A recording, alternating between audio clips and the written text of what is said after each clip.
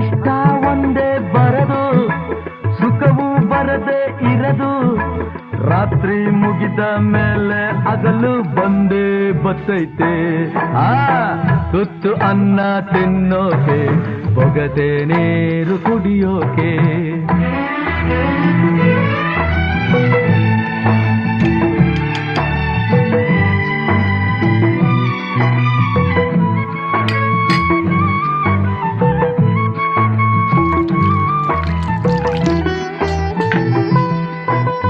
ಹರಿಯೋ ನದಿಯು ಒಂದೇ ಕಡೆ ನಿಲ್ಲೋಕ್ಕಾಗಲ್ಲ.